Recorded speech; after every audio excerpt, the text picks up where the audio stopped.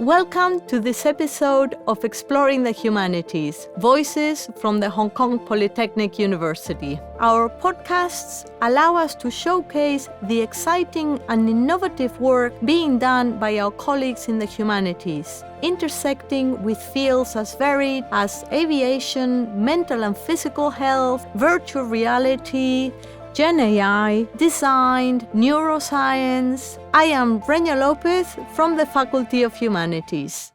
We are very lucky to have with us today Professor Rod Ellis, Emeritus Distinguished Research Professor at the School of Education, Curtin University, Australia.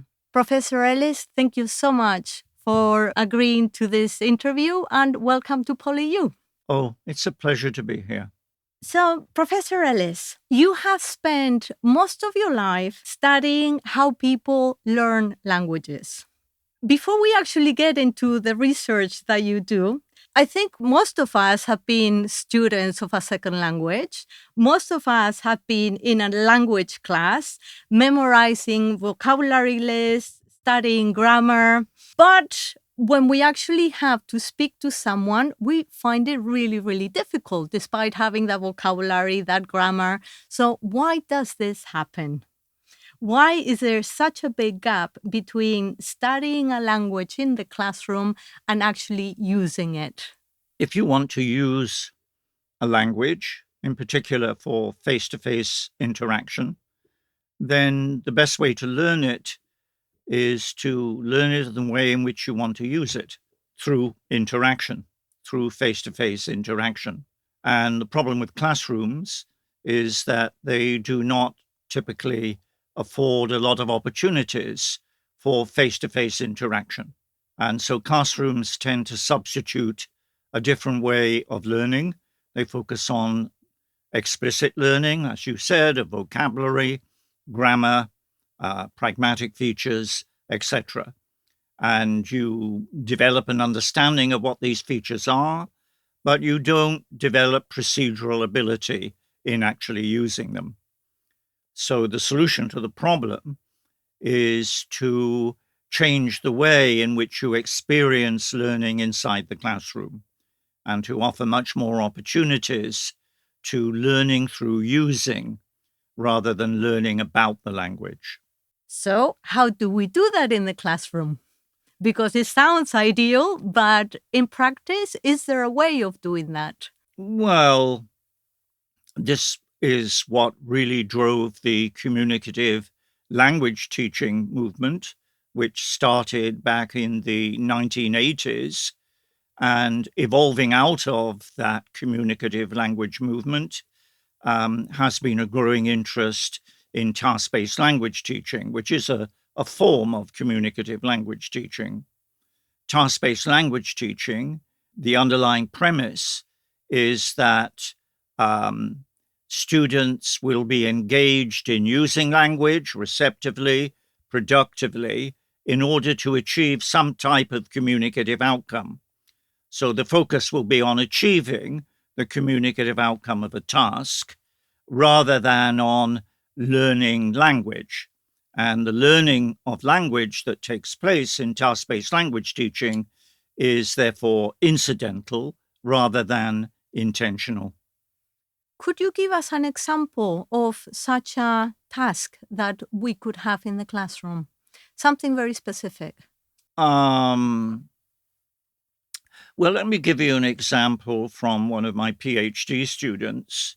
Her name was Natsuko Shintani, and what she was interested in doing was trying to see whether it was possible to do task-based language teaching with very young Japanese children, 6-year-old Japanese children, who were complete beginners, knew no English. And therefore she developed actually two basic types of tasks. One was what she called going to the zoo, and the other was going to the supermarket. And basically, these were both input-based tasks. That is to say, the teacher would give a series of instructions about what animals needed to be taken to the zoo.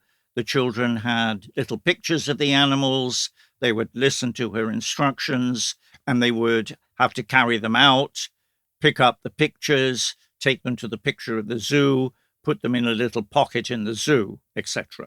And similar for the task involved going to the supermarket, etc. So the idea here was that she would not teach vocabulary, she would not teach any grammar, she would simply expose them to instructions, and they would have to work out what the meaning of those instructions was, and then carry out the relevant actions. And she was able to show that they were able to learn not only vocabulary, but even some grammar in this particular way. And she was also able to show that even though she didn't require them to speak, that as time went on and she repeated the tasks, she found that they did spontaneously start to speak in very simple ways, but speaking started. So, if one is not teaching grammar explicitly, in like the case you've just given us, how do the students pick up on that grammar? What is the process for them to learn that grammar? Well, I think again, it's best to illustrate this through Shintani's study, because she designed some of the pictures of animals that needed to be taken to the zoo in such a way that some of the pictures were of a single animal and other pictures were of two animals.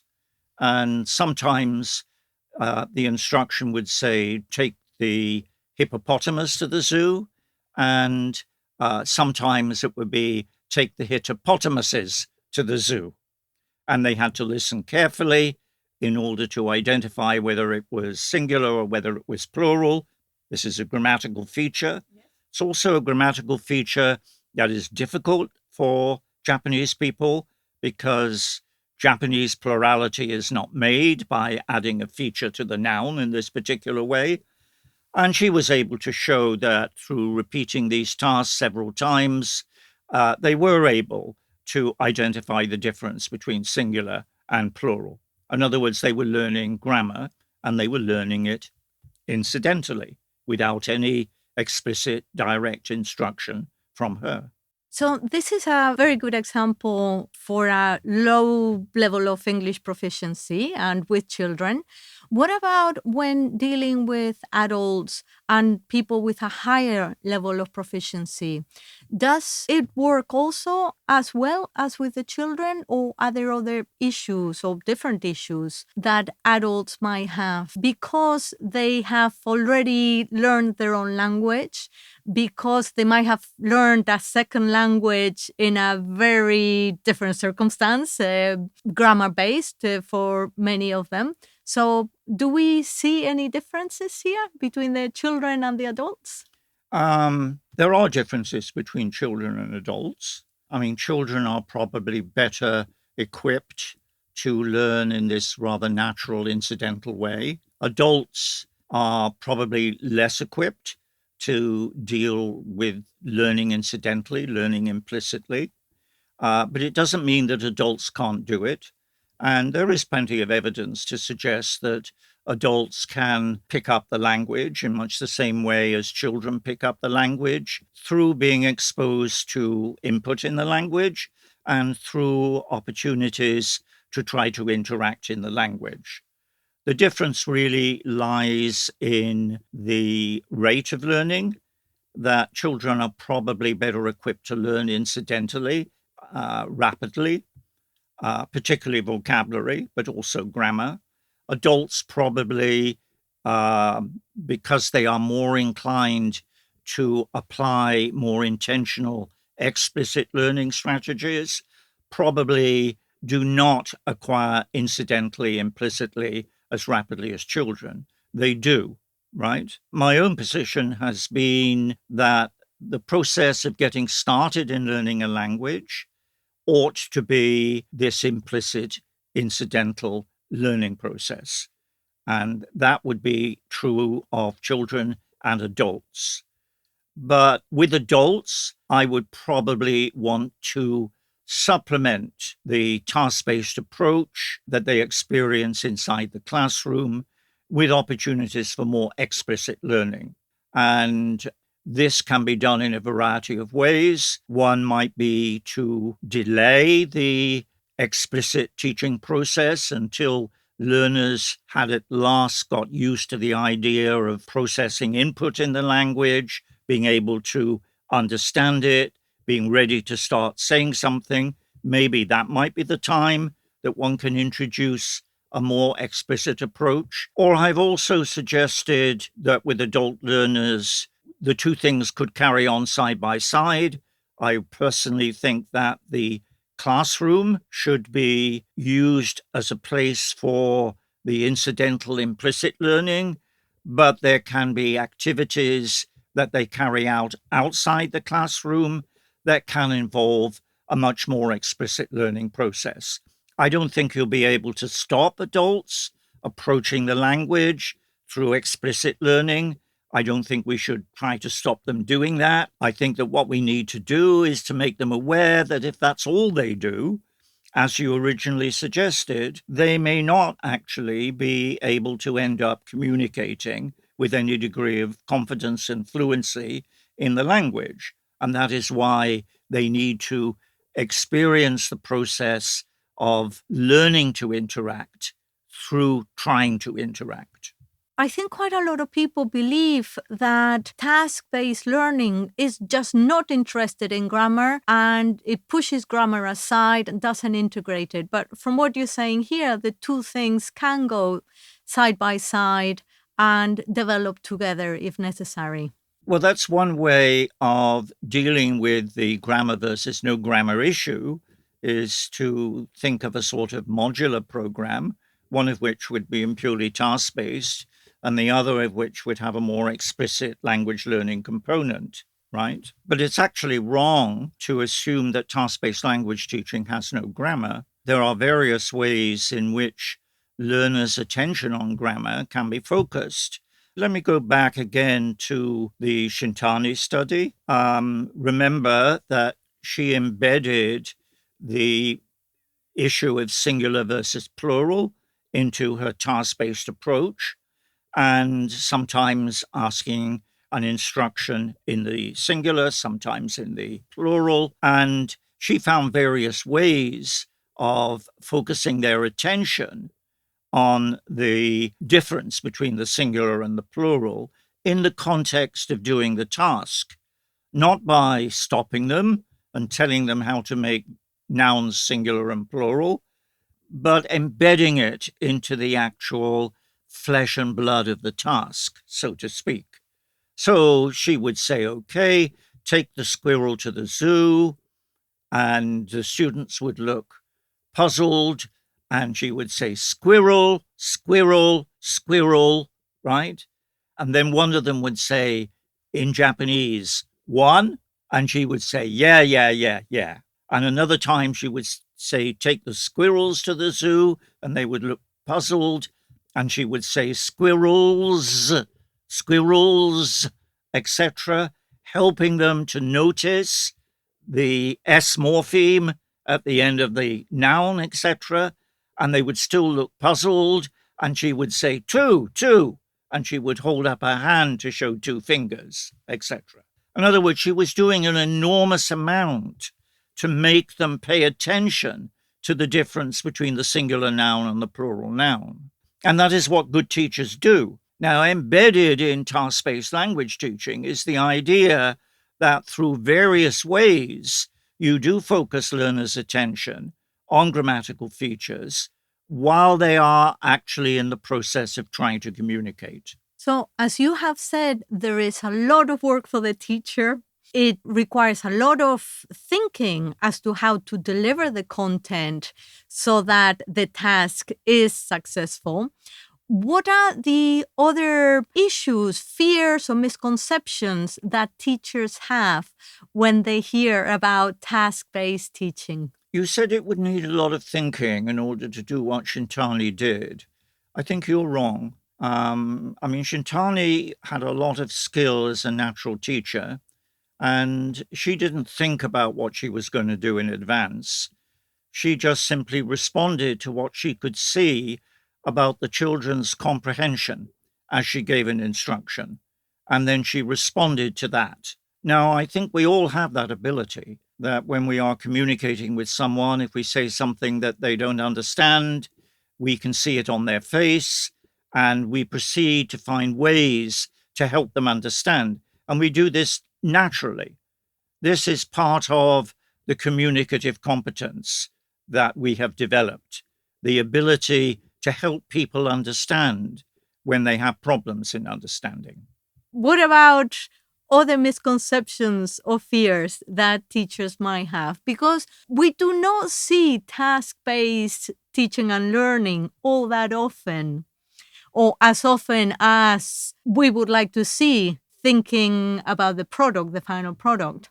So, what is it that prevents more teachers from implementing this in their classes? I think there are a number of reasons why implementing task-based language teaching can be problematic. One is undoubtedly context. The teachers themselves may never have learned through task-based language teaching. They may have learned in a much more traditional way. And then through the opportunity to communicate in English, gradually develop communicative ability. So they may feel that if I learned this way, my students should learn this way as well. And this may be why they might be reluctant to move away from a more structural, grammar-based type approach to language teaching. Another reason why they may find it difficult to do so is because structural-based teaching tends to give the teacher much more control over what is going on inside the classroom, particularly if it's quite a large classroom, which involves putting students into pairs and groups, because many tasks do involve putting students into pairs and groups. And therefore, there is a potential loss of control, keeping children quiet while they are doing tasks, stopping them from using their L1, etc. These are noted problems about task-based language teaching.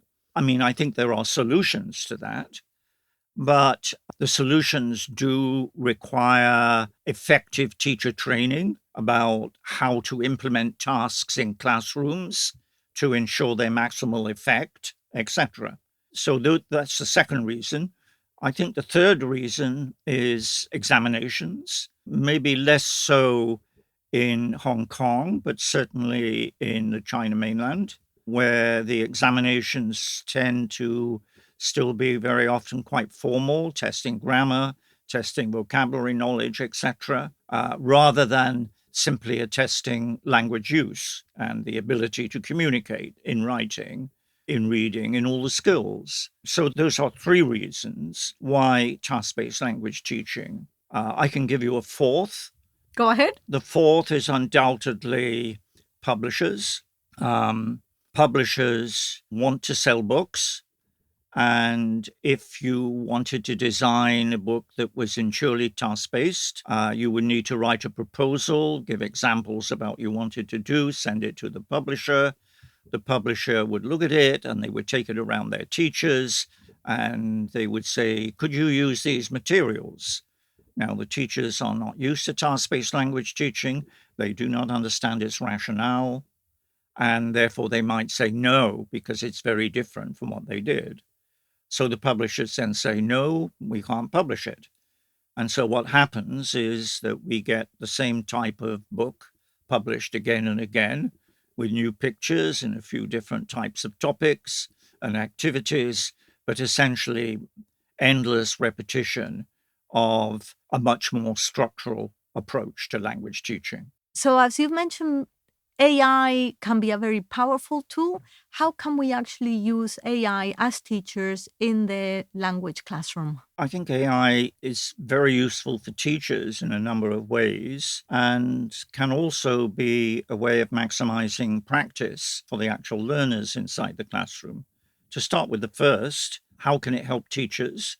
Well, it can help teachers actually to generate the tasks that they would like to use with their students in the classroom. AI will not only come up with a suggestion for a task, it will actually develop the actual materials that you need for the task. In fact, AI can also generate complete lesson plans for how to use a particular task. This will require some skill on the part of the teacher, because AI will only work effectively if you know how to prompt it effectively. And therefore, increasingly, part of teacher education ought to be preparing teachers to construct prompts which they can use in AI in order to generate the kinds of materials that they actually want. Moving to your second question, how can it actually help learners inside the classroom? Well, AI can function as an AI agent, which students can interact with. Much of task-based language teaching does center around interactive tasks performed in pairs or sometimes in small groups, etc. And there are limitations as to how learners can interact successfully in pairs when they are in peer-peer interaction. They will be exposed to their own errors, for example. They may not be very good at providing feedback, etc. An AI agent can be programmed to respond to a learner in performing a particular task. And there are a number of recent articles that have been written that have documented the way in which an AI agent can be used to interact with the individual student. Of course, this doesn't actually require a classroom. It can be done outside the classroom, and therefore it will be possible to provide learners with lots of opportunity to perform tasks with an AI agent outside the classroom. There are issues as to whether the AI agent can interact in a truly authentic way. And there is some evidence to say that there are limitations into what AI agents can do. But these limitations can be adjusted by instructing the AI agent to interact in the way in which you want it to interact. So I think there's a lot of potential there, right? Do you think there might also be an issue if we have a generation of students who have developed their language skills via interactions with avatars and then have to do face to face with real people? Do you think there might also be an issue there? As you mentioned before, a teacher, when teaching, is able to pick up on what is happening in the classroom and respond immediately as part of the communication as well. So, are we risking losing that element when our students learn via avatars? Well, we all know that AI and AI agents, what you're calling avatars, we're still in a very early period of what avatars can do in terms of their ability to behave interactionally, including all the nonverbal ways in which people interact when they are communicating, etc. So, as things stand at the moment, I think there are quite serious limitations. I think also if a human student is interacting with a non-human avatar, then that student knows that the avatar is non-human, and that in itself is potentially going to affect how the communication takes place. So as things stand at the moment, I would probably say no, that AI agents cannot totally substitute for human agents in providing the very rich verbal and nonverbal communication that is a feature of interaction. I also know that you've been studying non-native English speakers. What are the unique strengths and challenges that you see in a teacher who is also a learner of English? And how does that impact their teaching? Well, this question really is getting at what is a particularly important issue, which is the what differences are there in so-called native speaking teachers as opposed to non-native speaking teachers. Well, first of all, we need to recognize that this distinction between native speaker and non-native speaker is very challengeable these days. And many people taking a more socio-political perspective on that distinction would argue that it is a fairly meaningless one. What is a native speaker? What is a non-native speaker? I think what is crucial is the extent to which the teacher is an expert, and an expert in two things: an expert in this ability to communicate that I described earlier. To go back to Shintani, she had a natural ability to be able to communicate with these children. She wasn't a so-called native speaker. She was an expert inside that classroom. And of course, the other thing is not just being a sufficiently expert in interacting in the language, but also being an expert as a teacher, and therefore knowing how to manage yourself with students in a classroom, whether it's a web-based classroom or whether it's a real classroom. So I think that probably we need to perhaps stop talking about native speakers and non-native speakers and look instead at these two types of skills: the skill needed in order to be able to function as a teacher delivering, implementing a task, and the actual teacher skills needed to be able to manage a class. I think this is a very important point, especially for the majority of our students whose mother tongue might not be English. Yeah. So thank you for... Let me add Go ahead. one other point, if I can. Generally speaking, the advantages of task-based language teaching are discussed in terms of their ability to develop an authentic ability to communicate in the language by students. Task-based language teaching is very good for teachers too, including teachers who are still in the process of developing their expertise in using English inside the classroom, right? It's not only learners that learn through task-based language teaching, it's teachers that learn as well. What is it that teachers learn? Do tell us more about that. Well, teachers have the opportunity to proceduralize their knowledge of English. Their knowledge of English might still be very reliant on more declarative type knowledge. So having to actually try to communicate in English is a way that will help them to proceduralize that more explicit knowledge that they already have. It's also a way of helping them to fine-tune their communicative abilities as they're teaching a class. Is there anything else that you would like to clarify for our audience in terms of task-based teaching, learning, the role of the student, the role of the teacher? Well, the one thing that we haven't really talked about is the structure of the task-based lesson. And typically a task-based lesson does involve three stages: a pre-task stage, something you do before students perform the main task, then the performance of the main task, and then a post-task stage. And task-based language teaching is about task-based lessons consisting potentially of these three parts. And we've tended to focus on the performance of the main task and not talk about the pre-task stage, not talk about the post-task stage. But there are lots of options and lots of possibilities that will help teachers to manage task-based language teaching in the pre-task and the post-task stages. But that would really need another interview.